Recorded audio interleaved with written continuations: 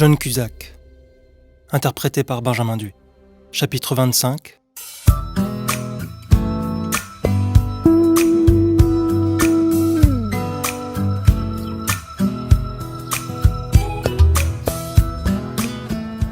On reprend dans quelques minutes. Faites un break, mais ne vous éloignez pas trop. On doit tourner cette scène aujourd'hui. L'équipe se réjouissait de cette pause. Depuis ce matin, la pression était à son comble. La mise en place d'un plan séquence en plein New York avec des centaines de figurants ne permettait pas de se louper. Il y avait trop d'argent en jeu. L'immobilisation d'un quartier entier de Big Apple coûtait une fortune et il était inimaginable de revenir le lendemain. John profita de ce petit moment pour enfin savourer le café qui lui manquait depuis ce matin.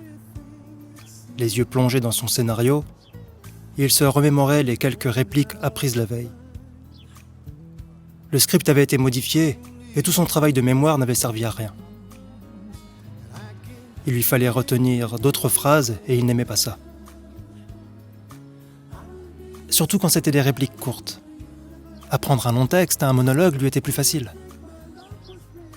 Mais des phrases courtes obligeaient à retenir les répliques de ses partenaires, la barbe.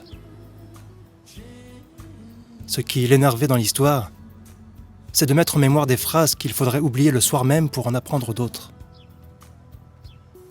Mais c'était comme ça que cela marchait, et John en avait pris l'habitude. Parfois, il rêvait au théâtre.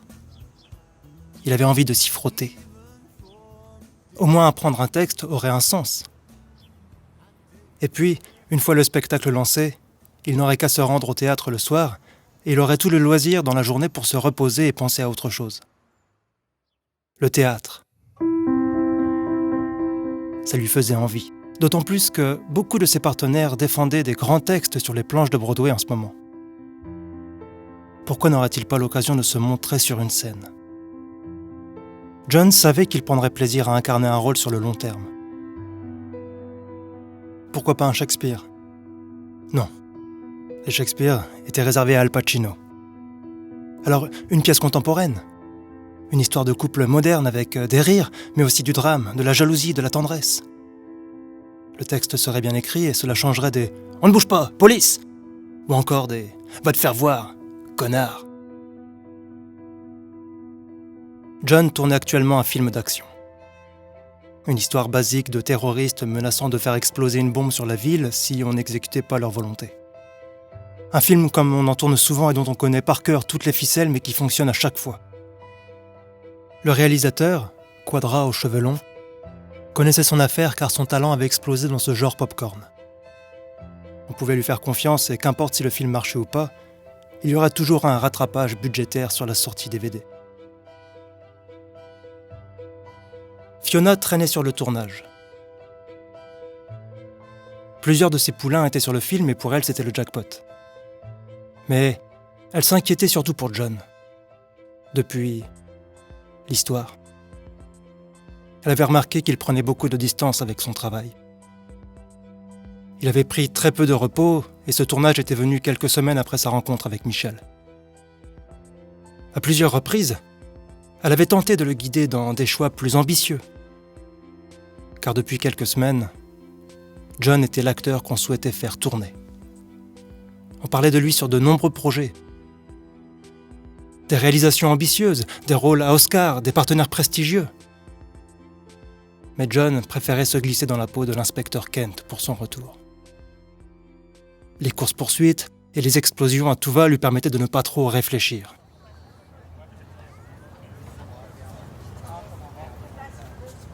Ça va, mon chéri ? Oui, Fiona. J'essaie de retenir mes répliques. Je n'arrive pas à me les mettre dans le crâne. Pourtant, ce n'est pas compliqué.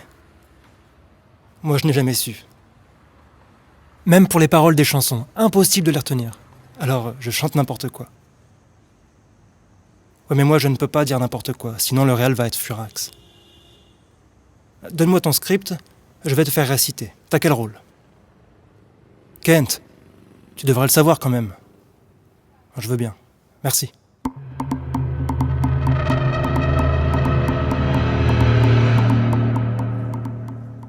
Scène 28. Extérieur, jour. Tu crois que tu vas t'en tirer comme ça ? Inspecteur Kent, vous me connaissez mal. Vous ne savez pas ce dont je suis capable. Et toi non plus, espèce de glandu de mes deux. Maintenant, tu vas me faire le plaisir de me dire où est située cette bombe avant que je t'explose la tête. Ah, vos arguments sont flatteurs. Mais qu'est-ce qui me prouve que je serai en vie après ça? Écoute, on va pas tourner autour du pot. Tu as l'argent. Tu as la voiture. Aucun flic dans les rues. On a respecté tes volontés, maintenant c'est à toi de jouer. Très bien. Vous connaissez la petite épicerie de Donald Rogers au bout de la rue? Oui. Eh bien, vous savez qu'il ne faut pas abuser du chili. Surtout lorsqu'il est en conserve. Va au fait. Vous trouverez la bombe là-bas. Maintenant, je vais prendre ma jolie voiture et ma valise et je vous laisse tranquillement vous rendre à cette petite épicerie charmante. Attends, tu vas venir avec moi. Je te laisse pas partir comme ça ou je t'explose la tête. Vous avez toujours eu envie de jouer avec moi. Mais excusez-moi, cette fois-ci, je vais devoir vous laisser. Dépêchez-vous. Il ne vous reste, voyons voir, que 4 minutes environ. Toi, tu ne bouges pas. Ici Kent, la bombe est dans l'épicerie au bout de la rue. Répondez, merde, allô? 3 minutes 30. Vous êtes seul avec moi, alors, inspecteur Kent, prendrez-vous le temps de m'emmener avec vous ou bien préférez-vous vous rendre directement à l'épicerie en moins d'1 minute? J'en ai connu des comme toi, et fais-moi confiance, ils ne s'en sont jamais tirés. Je vais te filer le train partout. 3 minutes. Comment tu trouves? C'est qui a écrit le script? David. Ah, je reconnais bien son style. T'aimes? Ça marchera, c'est l'essentiel. C'est ce que tout le monde me répond. Bon, je te laisse. Ça va reprendre. Je vais relire la scène. J'ai du mal avec espèce de glandu de mes deux. Je crois que David ne t'en voudra pas si tu ne dis pas exactement le texte au mot près. Tiens, c'est pour toi. C'est quoi? Une lettre pour toi. Elle arrivait ce matin au bureau. À plus tard, mon chéri. John laissa tomber son script. Il regarda la lettre et sa première interrogation vint du cachet de la poste. Cette lettre venait de Paris. Et depuis quelques semaines, tout ce qui venait de France lui rappelait Michel. L'expéditeur était une femme, Sophie Vernat. Ce nom lui était familier.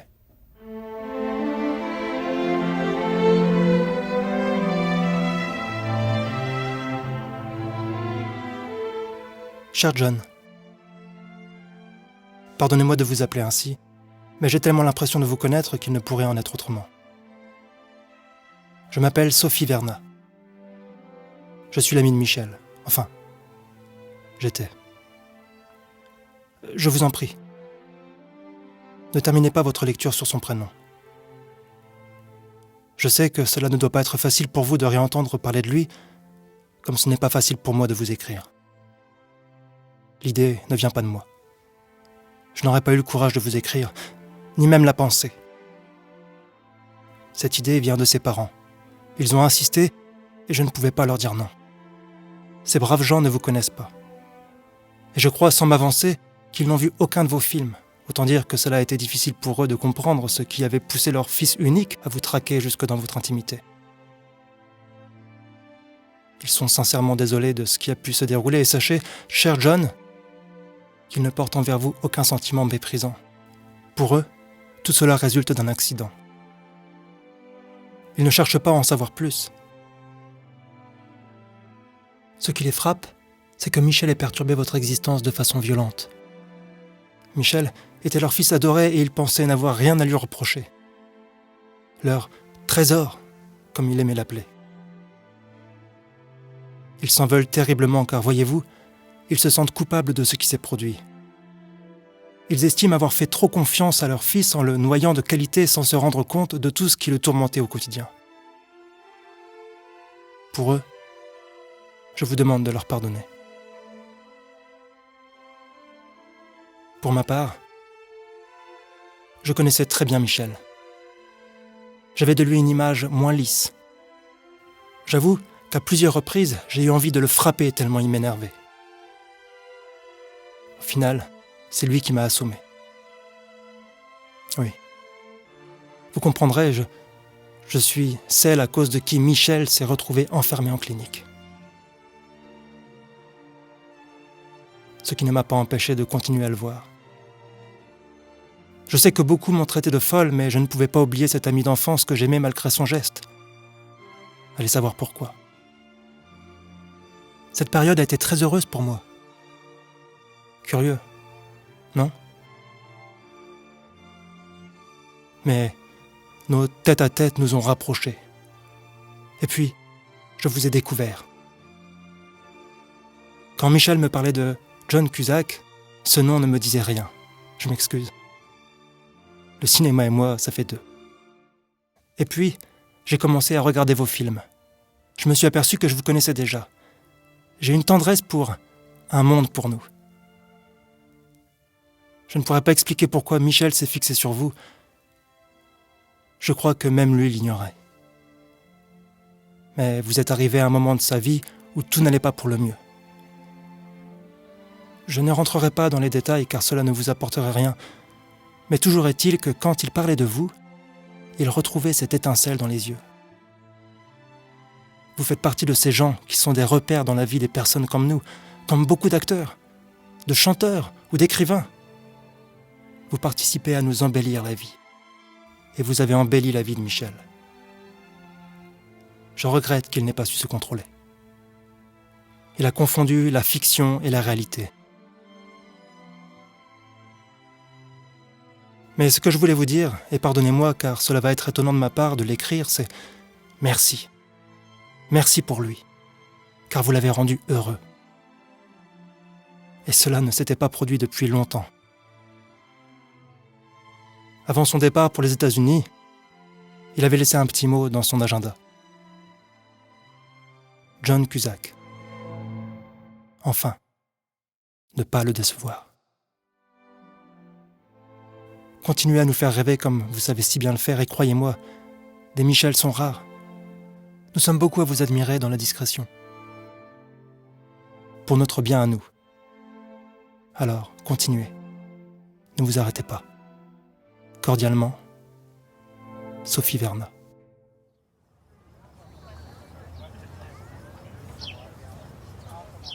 Tout le monde sur le plateau, on reprend la scène 28. L'assistant réalisateur ameutait les troupes pour la reprise du tournage. La maquilleuse suivait John en repoudrant son visage. La lettre à la main, il jeta un dernier coup d'œil à la signature. Posté au-dessus de la petite croix marquée sur le trottoir, il se tenait face à son partenaire. « Ça va, John ?» « Oui, oui. » Le réalisateur, armé de son mégaphone, annonçait la couleur, en précisant que cette scène allait être tournée en plan séquence. D'abord sur le duo Kent-Yavus, puis uniquement sur Kent qui se dirigerait vers l'épicerie. John rangea la lettre dans sa poche. Il prit le temps de regarder autour de lui, d'observer tout le personnel technique s'affairer pour faire de ce plan une réussite. Quelques figurants souriaient à John. « T'es sûr que ça va ? » ?»« Oui, sûr. »« Tu veux que je te dise ? On va faire un bon film. » It takes a lot to know a man. It takes a lot to understand. The warrior, the sage, the little boy enraged. It takes a lot to know a woman, a lot to understand what's humming. The honeybee, the sting, the little girl with wings. It takes a lot to give, to ask for help, to be yourself, to know and love what you live with. A lot to breathe, to touch, to feel the slow reveal of one another. But it takes a lot to know a man. lot to know to